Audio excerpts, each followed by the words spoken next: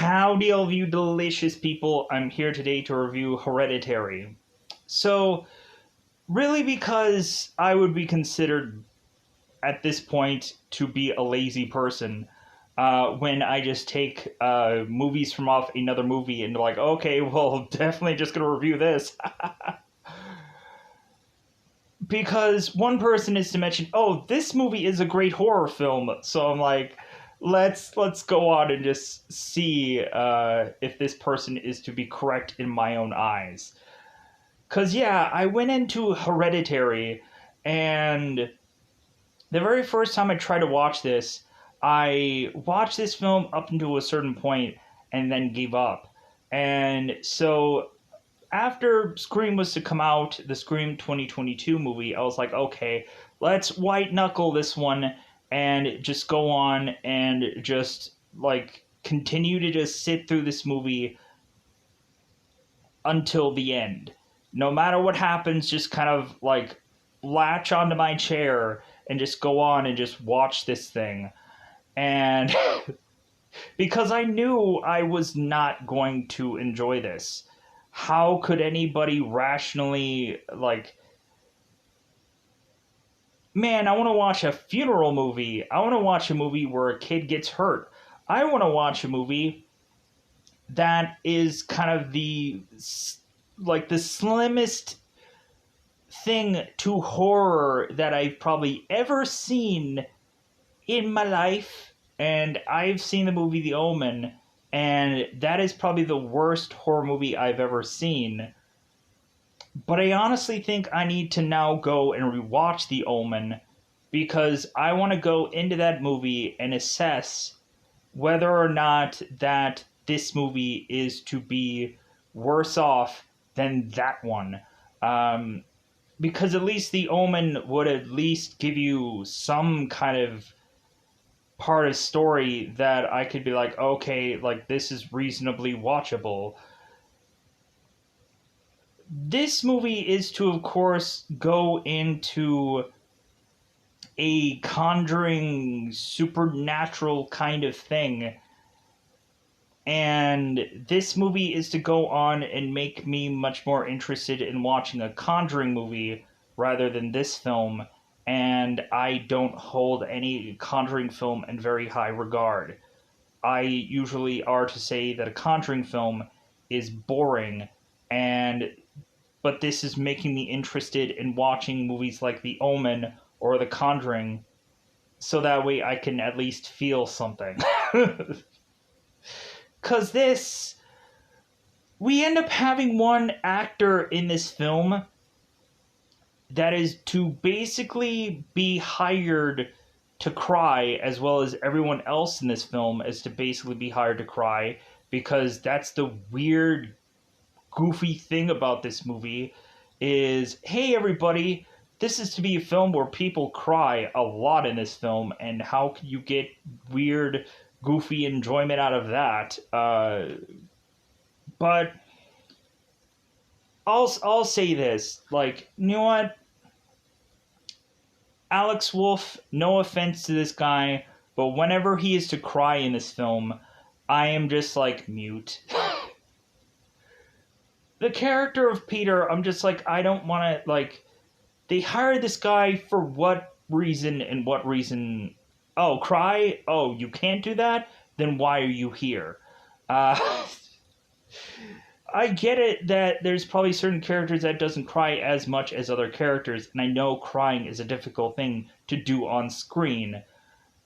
Because I am not a professional actor, I have never been asked to cry on cue like this and drop the hat and have to forcibly cry when you're not really feeling it.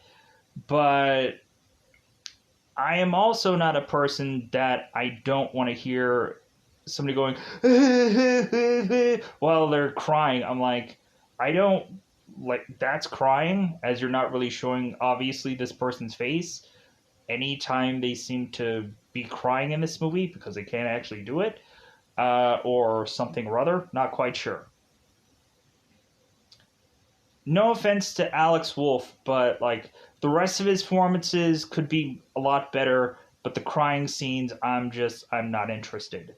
I'd rather just put it on mute. So overall, this is probably have to be like the worst horror movie that I've ever seen. With this actually not feeling at all like a horror film. I was so bored in this movie. Like towards the end, I was just laughing uncontrollably, just because I was like, God, this movie is so bad that I'm freaking laughing now. Is this movie a comedy? Because it feels like it. Somewhere in this movie, it has gone to turn into like I'm basically tossing off to the side that this is even a horror film at this point, and I'm just freaking laughing. And I shouldn't because there's so many horrific events that are to be put into this film, such as a funeral being taken place in the beginning of this film. There is to be a horrific event that happens to Charlie in this film, and I'm not laughing at that point. That point, I'm just like, man, this movie freaking sucks. And then I go on, and I'm just like, the further and further we get along into this film, and here's where the laughing starts. Right around the time where Peter is at this bench, and all of a sudden this woman is screaming at Peter. That's when I uncontrollably just start laughing in this film, where this woman is shouting for Peter to get out. That's when I'm freaking laughing hysterically, and like I can't control it. It's just like, God, this movie. But not only that, but like the choices that just go into this film is just so absurd that like we have people just bursting into flame, and I'm like, how can you not laugh at this? And it's a horrible thing to laugh at, but I'm just like, burst into flame. I can't help it. This movie is ridiculous. And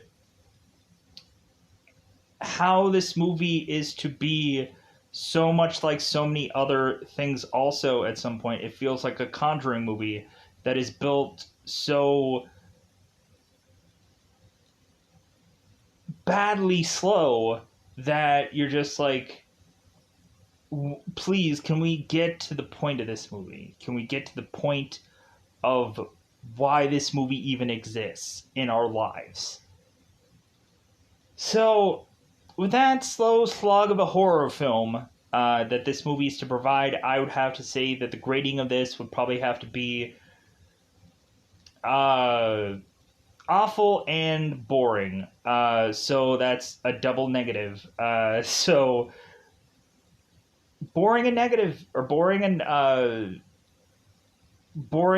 slog of a film that doesn't need to exist, but it does, and people are to say it's the greatest horror film of all time. I don't get it. I don't get this film. And it's for me, it's like I don't want to debate people.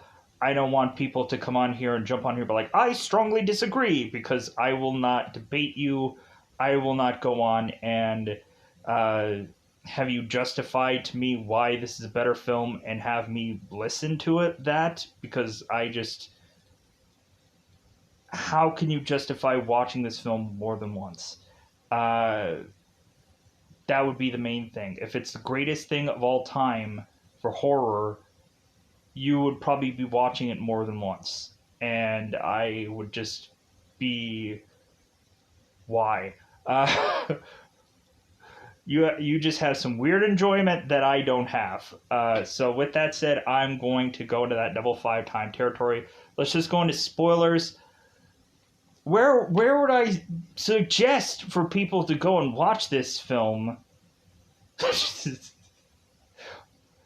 Because I'm an insane person that is to just like, hey, share my torture, share my punishment of this film. You can go into a Google search and search, because I don't even remember which app this is to exist on right now. Probably not a convenient one, and it's probably on some like Amazon or something like that. You could probably rent or something. I don't know. I wouldn't justify this movie to a soul to see. So, I wouldn't recommend anybody seeing this film. But if you're here Thank you for watching this review. So, go onto Google searches and you can search the word letter C movies, and you can go on and download that app and dare in fact be able to watch this movie or watch a billion other things that are to be more beneficial. Or you can go on to another Google search and you can search the word Fox HD movies, which the logo will say Fox HD movies, the title say Play 1080p HD movies. Go ahead and download that app, and with the combining powers of those two apps, you can dare in fact be able to watch really anything that isn't Hereditary. Or you can go onto a Google Play Store and go out of your way to download an app called TV Crush. I'm not getting sponsored for mentioning any of these ads or apps. I mean, so it's basically just me just saying like, hey, watch a free movie with an app that doesn't charge you anything, and you can just see a movie with ads. Not that difficult. Anyways, so because basically every single app of sorts is doing that anyways. So with that said, let's go into that double five. Let's just go into spoilers about this one. It's spoiler time, spoiler time. It's about that time we get to spoil this movie. So we, of course, begin this film with the family getting ready to go on to a funeral, because that's that's as thrilling as it gets in this movie. Uh, this whole entire movie is why does it exist? Why do people like it? I desperately want to know I want to find a person that likes this movie, and I want them to convince me why they like it. And then I'll just be like, okay, well, we're just two different sides of a coin here. And so we go on and we have this family who is to go to this funeral of Annie's mother. And so everybody's kind of saying their goodbyes, so on and so forth.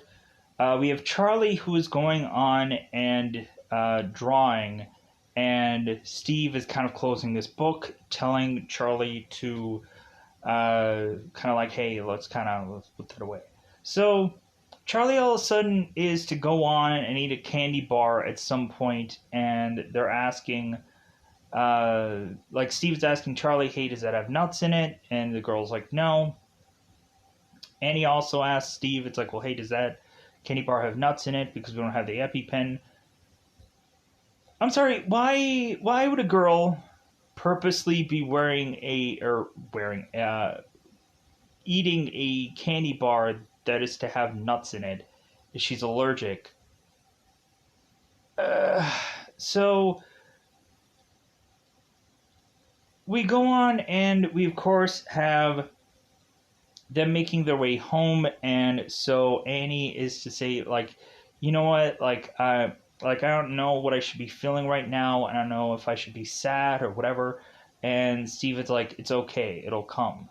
Because Annie is to go on and do this speech for her mother's funeral, mentioning how private her mother was, so private that Annie doesn't really know if she should be able, or she should go on and do this speech for how private her mother was.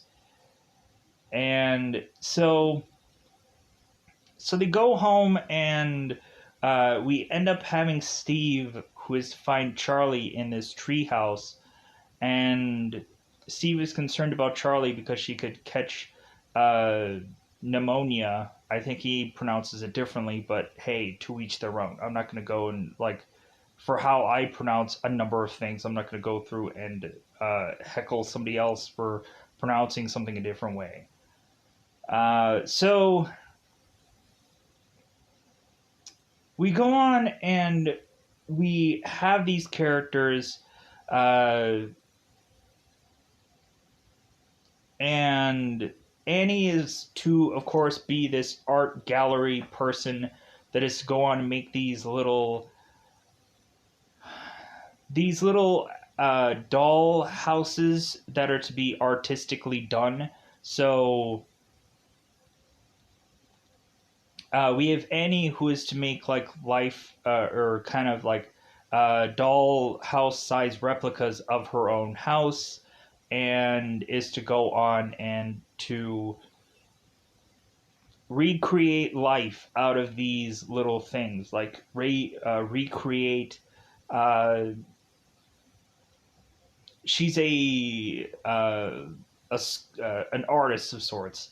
So we have Annie who's talking to Steve, and it seems that her gallery is to supposedly be 6 months out, and so it seems like okay, well, like we have quite a bit of time for you to still get stuff like going and whatever. But then all of a sudden, Annie at some point is getting a text from one of her people mentioning like, well, hey, like we really just kind of want to see like what your progress is. Like I get it that like you're going through some grief and stuff like that, but we'd really like to see like what your progress is. And he's like, really? My mother just died, and you're wanting me to like kind of step it up and whatever and show you pictures of what this stuff looks like? So I think Annie is to go on and ignore these people because F those people, to the point of eventually later on in the film, we have this guy going and calling her, checking in on the progress. So just like, hey, I want to see where you're at. Like, I get it that maybe like you need some time to yourself and whatever, but I was just kind of checking in on how everything is doing and so on and so forth. And because we end up hearing this message about this guy that I guess really just wants to get this stuff done, heaven forbid, right? They're like supposedly 6 months out, but like I I don't know. It is what it is with this movie. So we of course go on and have Charlie go to school, and we just see a bird smacking against this window after Charlie is to go and be more focused on this weird, goofy action figure she's putting together with junk. Because I guess she's going to be a sculptor at some point, and she's going to start putting together these kind of weird uh, characters out of these like pieces that she finds. And so her teacher is trying to get her back on track and is telling her to finish up her quiz instead of going and kind of messing with this little thing that she's building. So we go on here and we have Charlie that is to kind of be a loner. And so Peter, I guess, is to be invited to this party. And so now we get to the really just sad part of this film. Party sad? Yeah, it gets there. So it gets there. Yeah. So not only are we to just see like Peter just weed his way through this movie, just really token it up through this film, we have Annie desperately telling Peter for Charlie to go to this party because I guess sadly Charlie doesn't have friends. So Annie is desperately telling Peter to go on to take Charlie to this party. And Peter's like, okay, all right. So Peter takes Charlie to this party, and here's the stupid thing. We have Annie that realizes that Charlie is to have an allergy to certain foods. You would think immediately they would give her, like, hey, here's the EpiPen just in case something is to happen, because you should always have one on you all of the time. Because if it's life or death, I'd rather, I'd rather they choose life than not having this girl with this EpiPen and her dying, of course. So we have Peter and Charlie that goes to this party, and so Peter is to go off on his own because he wants to go and meet up with this girl that I think he has a thing for, and I think this girl is to be named Bridget. And so Peter is to be known as this guy with weed, And so he goes on to smoke this bong because I guess that's the one thing that they have at this party is to be this big, massive bong. So Peter goes on to the party and is to tell Charlie to just go on and eat this chocolate cake because that might be like the one thing that she could eat. I'm like, I'm sorry, I would just be kind of worried at this party that there might be some special brownies slash cake thing going on here. So I'd be worried what I'd be giving my other person at some party, and I would probably like double check and question things. But no, Charlie just goes on and eats this cake. And so Peter goes off with his friends to go and smoke this bong because he had brought quite a bit of weed to this party. We have at some point that these people at this whoever is to arrange this party or get Peter to it is to tell him to go on and uh, grab his weed to this and also grab his or have his wang with him also so that way like I'm assuming that this guy's gonna get laid at this party. So Charlie all of a sudden is to luckily be able to go and find where Peter is, and Charlie is telling Peter that she is to like her throat is getting tight. So Peter's like, "Oh my god." So Peter goes on and is to grab his sister and is to go onto this car and drive off as quickly as possible. Mind you that Peter is probably high as a kite at this point. So we have it to where Charlie is desperately trying to get air, so much so that she rolls the window down and is to put her head outside this window. So we have it to where Peter is to drive, all of a sudden realizing that there's a dead deer in the road. Peter tries to swerve, and all of a sudden, while swerving, he accidentally is to have Charlie smack into this pole, this wooden pole, losing her head in the process. And Peter, who never looks back at this moment to check on his sister, is just to be this kind of this so Peter just goes on and drives his way back to his house, goes into his bed, falls asleep for his parents to go on and find Charlie's body in their car the next day. Annie is screaming her head off because justifiably that's her daughter here. And so now Peter, of course, is to not be accused of murder or anything like that because this is supposedly all an accident.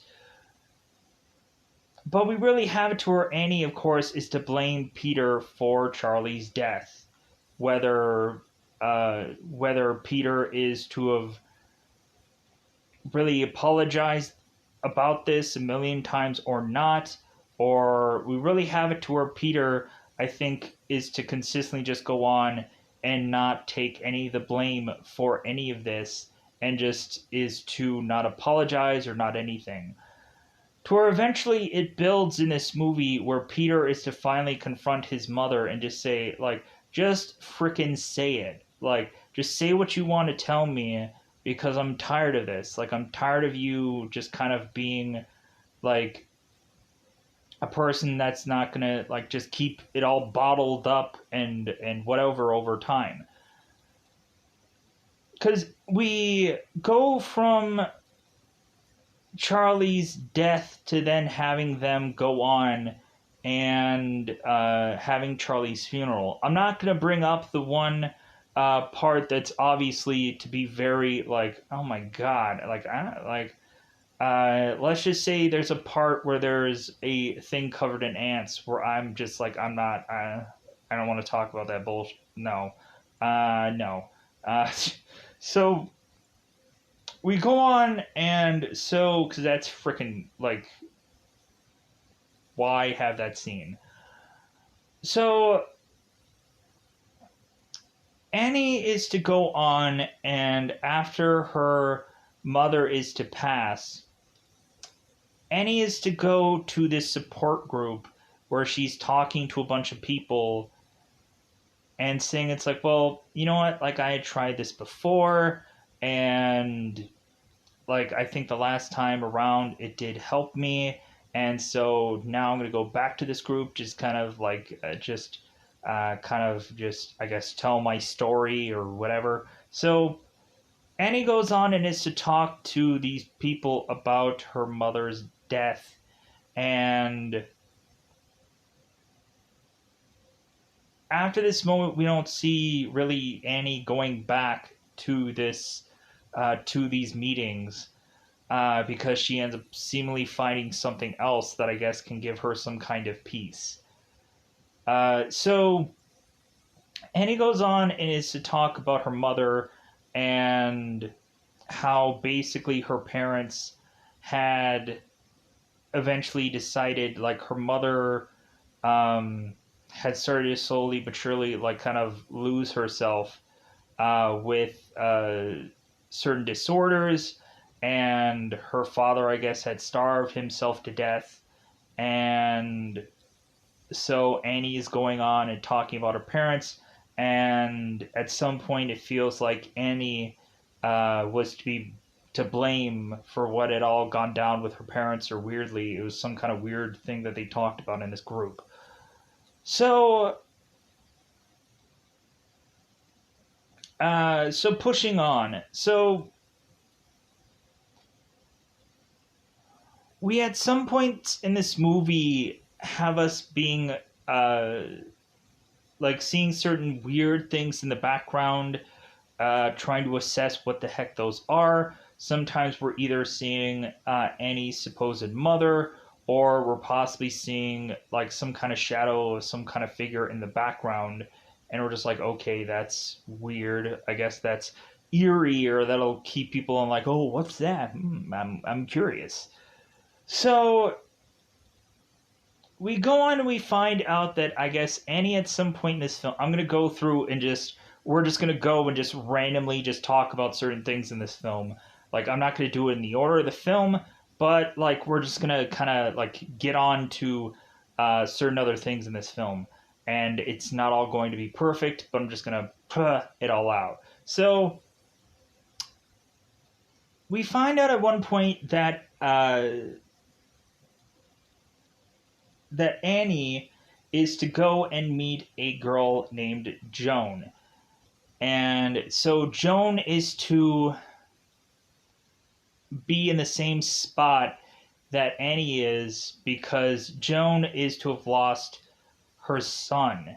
And I guess her son had drowned, and so that's why she goes to this group. So we have Annie going on and meeting with Joan and just kind of talking.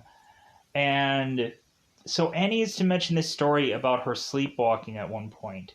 I guess dousing her family members in paint thinner, and at some point lighting the match, which was all of a sudden to wake her up. All of a sudden having the family members go and wake up and realize that she is to have doused them with paint thinner and had lit this match. And of course, these people were in so much horror that they never let Annie live this down. And Annie was to say that she was sleepwalking. I'm like, well, you almost sleep murdered your family, so maybe they should have gone on to just kind of look into that, you know? Like, figure out how they could stop her from sleepwalking, or she's going to sleep murder at some point. So, and Annie's saying that her husband would always use that against her every single time something is to go wrong. Because both Annie and Steve, luckily I figured out what that name was, were just kind of at that point consistently bickering. They were having marriage troubles. So we go on and we have Annie telling Joan this story, and so eventually, like, Annie and Joan are going to meet up sometime later. So we have one point have Annie who is to be sleeping and having this dream. And so Annie is to make it to Peter's room and kind of watch over him. And so we have at some point where Peter is to wake up and is to go on and talk to his mother and confront her again about, like, well, hey, like, why do you hate me? Like, why do you hate me so much? And Annie goes on and tells Peter that she never wanted him, that she tried everything humanly possible to try and stop having Peter as her child, but it didn't work and she had him anyways. And I'm like, oh my god, like, what the fuck? Like, what the is this movie? But so all of a sudden, we also turn around and have Annie at some point going and is to wake up and is to run back to Peter's room, realizing that this was a dream, and she's going on and apologizing for everything that she had said, but this was technically a dream. So, but not only that, we eventually have it where Annie is to go to Joan, and Joan is to have found a medium of sorts, this kind of psychic, this kind of ghost whisperer person, whichever, that I guess was to go on and do these ceremonies where she could kind of like Whoopi Goldberg speak to the dead. So, from Whoopi Goldberg Ghost, you remember the Ghost movie, the pot thing, the Unchained Melodies, Henry VIII I am, Henry VIII I am. You probably won't remember that one, but that's of course a part of the movie. That's the only part of the movie that I really remember, but besides the whole like pottery making thing and Patrick Swayze being in there and Demi Moore being in there and the Ditto. That's probably a lot more than a lot of people all remember about that film. So we have Annie who's talking to Joan, and so Joan is to say that she was able to talk to her son. And so they go on and do this seance-like thing, and so now Joan is talking to her son, having, of course, her son move an object and then go and write on this chalkboard, because I guess her son had some connection with this chalkboard. And Annie's freaking out about this, and so she can't handle any more of it. And so Joan is like, oh, okay, let's stop this. So Annie is to be told by Joan that if she's going to try this, every family member needs to be in the house and be in this table and do this thing. And so we have Annie going on and trying this, and so and so there's one thing that I'm going to get to after, because I just remember this one. I remember the one scene where let's mention it now. Peter was going and smoking weed underneath these bleachers, and he was having trouble breathing. And I don't know why that part of this movie happened, but I guess it just happened. Maybe a ghost was controlling his throat. I don't know. It was weird. So yeah. So Annie goes on and does this seance, and since things are to seemingly start working, we have Annie who brings both Steve and Peter down in the middle of the night to go and do this with her. And Steve is like, what are you doing? Like, come on. Like, we have Steve who's kind of being the reason out of all these people. And so we go on and we have Annie that is to have this cup be placed on this table. And so Annie is now telling Charlie if she's here to move this cup. And so, like, okay, like, what's going on here? So all of a sudden, this cup is to move, and they're like, whoa, okay. So Annie is then to go on and is to open up this book and tell Annie to draw in this book. And so they're waiting and waiting, and nothing's happening. So Steve is to close the book, and he's like, you know what, I don't want to see this anymore. Like, let's stop this. And Annie's like, no, like, Charlie was to go and scribble into this book once before, and so, like, she's here, and, like, I'm sorry, I would just let my kid go. Like, I would just let her go to, like, heaven, I'm assuming, because, like, I'm sure she led a pretty good life. So, but Annie is to all of a sudden just be possessed by her own daughter, and so now Charlie's talking to Annie and saying, "Where is mother? Where is mom? Where is mom?" And so we have it to where both Peter and Steve are so freaked out by this that they're just like, you know what, like, like, goodbye, like, I'm not gonna be part of this.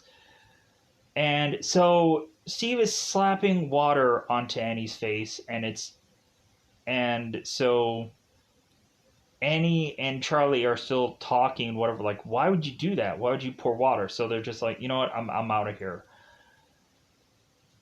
So this whole, like, ghost thing just continues to just keep going on and on and on. So we have at some point where Annie is to start seeing these ants, and these ants are kind of crawling into her room, and we end up seeing them also on this window. So Annie starts going around, starts checking through the house, and is like, okay, let me kind of check on everybody. So all of a sudden she sees a huge, just, like, massive amount of ants just all over Peter's face, naturally assuming that Peter is dead at this point. And so later on in the movie, we also have Annie, who is to start having ants coming from this attic. So she goes on and goes into the attic and realizes that her mother has her head chopped off and is to have some weird symbol written in this attic. Steve was to go on in the early part of this film and was to get a call saying that Annie's mother's body was desecrated. And so when Annie's asking Steve about what that was, Steve is just going on and saying, like, well, it's just about some bill. And so Annie's like, oh, okay, all right. So so we go on here, and we then have Annie asking Steve to go into the attic to see if he is to see what she is to see, and that she isn't imagining this. So, and right at this moment, we also have Peter, who is to go on to go to school, and there's plenty of times where Peter is just wigging out at school, to the point of him running out of this class hysterical. Or this time around, we have Peter, the second time around, who goes on and smacks his face onto this desk because he's uncontrollably doing a number of things. Like, he's kind of holding his hand way up high, uncontrolled. His face is kind of looking very smushed. And so he smacks his head against this desk, and then he falls over, and everybody's like, what the is going on with this guy? So we have Steve go and retrieve Peter, because I guess Peter had gone on and really just hurt his face and possibly broke his nose, going on and smacking against this desk, pushing us to have, again, Peter in this house, in this bed, while Annie is now spouting out about her attic thing. So Annie was to also go and take Charlie's sketchbook and toss it into the fire. So while Annie was to go on and do that, all of a sudden her arm is start to be lit up in flame, and then she's like, "Oh my god!" So she ends up taking the sketchbook out of the fireplace and kind of douses the flame out, and the flame upon her arm is to go away. So we have at this point where Annie is, after Steve is to go on and see what is going on in the attic here, Steve is almost accusing Annie of doing all this. Like, did you, like, is this why you went on and went to those movies all that time? Where we kind of see Annie, who is saying that she's going to the movies at the early stage of this film. And so Steve is asking Annie, did you not go to the movies? And you went on to uh, go and unbury your mother? So Annie is desperately pleading to Steve numerous times over to go on and take this sketchbook and toss it into the fire, hoping that if someone else to toss it into the fire, they can finally go and get rid of this sketchbook. Because Annie can't throw it in the fire because she's too connected to this sketchbook. So Annie tosses paint thinner onto this sketchbook, telling Steve, please, please, throw it in the fire. I don't know how many times she has to beg in this freaking movie. So we have at some point where Steve and Annie are really having problems, where Steve is at this point right now where he's like, you know what, I can't do this anymore. Like, I can't deal with this anymore. And it feels like Steve is going to be pulling the cord on this relationship and just be like, you know what, I'm freaking done. Like, this is just too much. So Steve goes and so we have this sketchbook being tossed into this fire. All of a sudden, Steve is getting flamed on because there's flames all over his body. So much so that I guess Annie can't do anything about this, and Steve dies. So Peter all of a sudden is to wake up after his head banging thing going on, but eventually at some point in this movie the head banging continues from another character. So Peter is to go through the house realizing that his own father is dead, and he says nothing, does nothing, doesn't ask anybody. I guess this is to be the new normal for these people, because heaven forbid you have any surefire feelings about your father who is now doused into flames. But maybe Peter doesn't even know who this is, so maybe that's why he doesn't have an emotional connection with whoever this is, because he's not quite sure who this is. But don't know. Maybe at this point we just have Peter, who is to just be like, okay, anything is possible in this movie. So we also had Annie before Steve was to die. Annie was to go through this photo album, going and seeing that it seemed that Joan had some weird, bizarre connection with her mother, and that her mother had this photo album of them kind of dousing her with these weird, bizarre coins that make no sense. Because this movie is bizarre. So we have Annie going on and showing Steve this album, and Steve is just like, okay, whatever this means, I don't know. Whatever. So we also have at one point where Peter was trying to sleep in his bed, and we weirdly had Annie that was going on and trying to choke Peter out. Because Peter was in his room, all of a sudden seeing the shadow of his sister, and so when Peter was trying to go to bed, all of a sudden we have Annie, who is possessed by Charlie, is to start choking Peter out. Desperately, Peter is to try and get out of this whole situation, for Annie to arrive and say, hey, Peter, are you okay? And Peter is like, yeah, you were choking me. And Annie's like, no, I wasn't. I just arrived in this room. What are you talking about? And Peter's like, no, you were in this room here with me, hence why you're here now. You were trying to kill me. So Peter then goes on and is going through this house, and craziness is happening. We all of a sudden have Annie, who is stuck to the wall, weirdly like Spider Man at this point, and she's going on and doing some headbanging at some point, but we'll get there. So, Peter, who is to all of a sudden start to see the spirits of all these people who are weirdly and bizarrely all naked for whatever reason, because this movie can't stop getting weird. So, Peter, who is just like, okay, this is freaking me out, Peter goes on and is to rush to this attic and is to hide in there, while, of course, Annie, the Spider Woman, is going and banging her head against this attic for whatever reason. Maybe she just found a really good tub thumping song that she's like, yeah, just bang it out.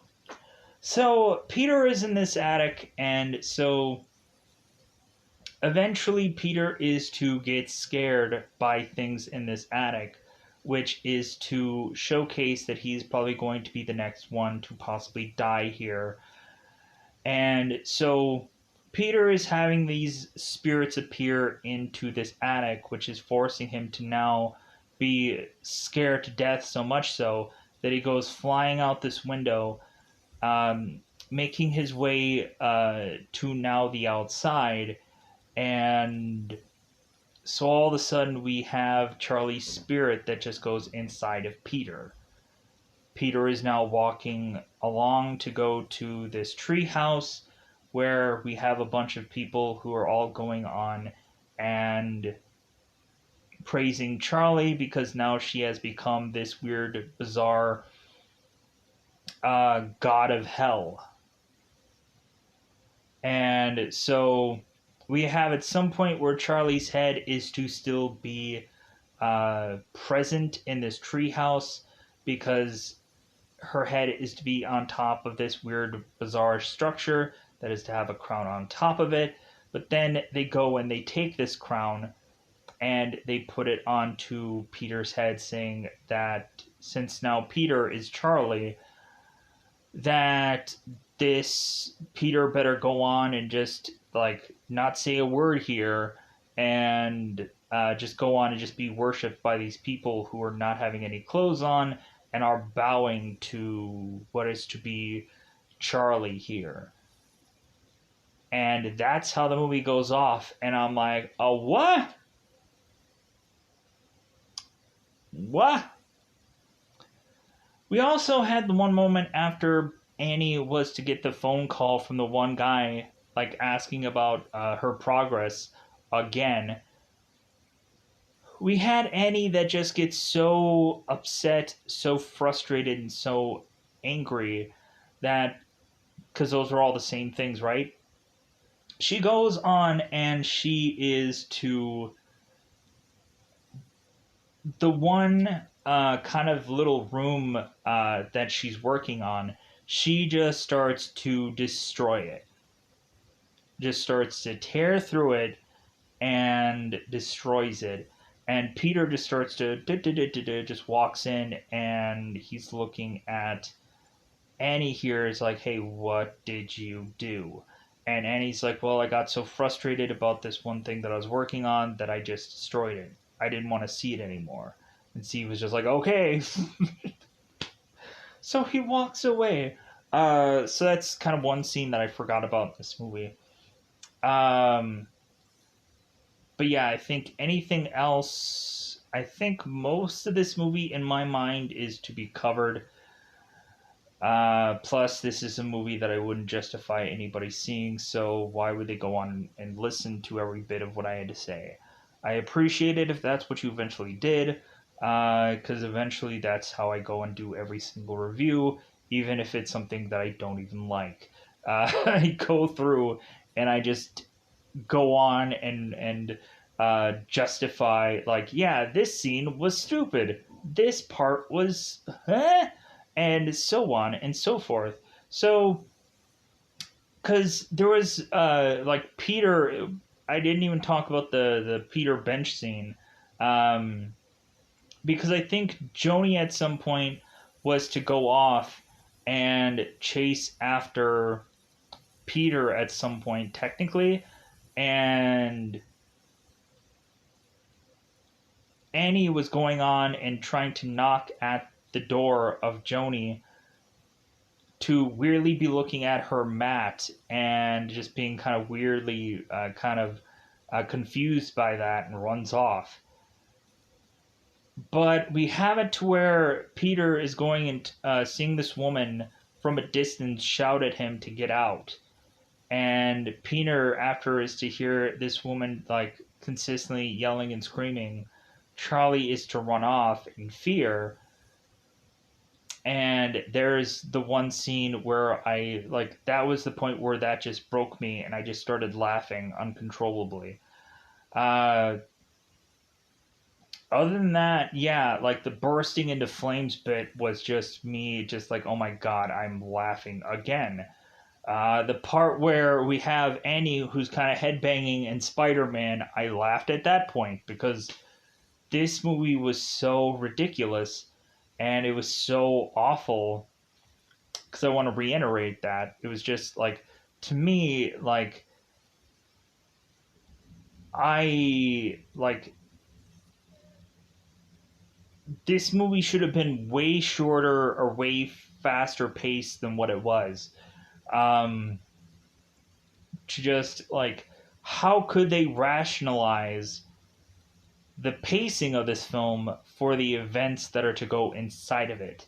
Um, I don't know. It's just, it is what it is with this movie.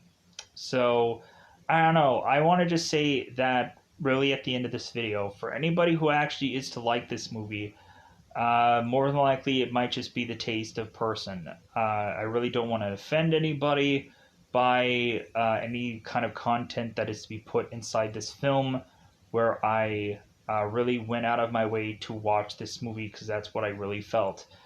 I didn't want to watch this movie the first time around, and this time around was just like, well, let's just get this one done.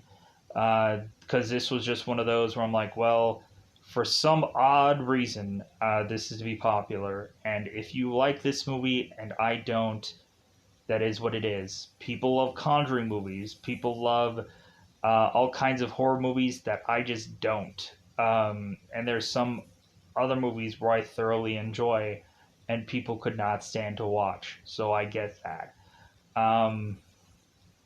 We just have kind of pulverizing opinions, and that can always be the thing.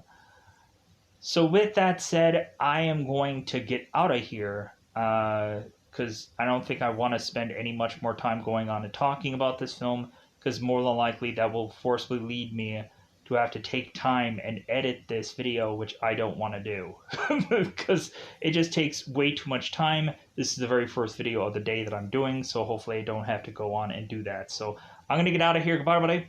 Bye, everybody.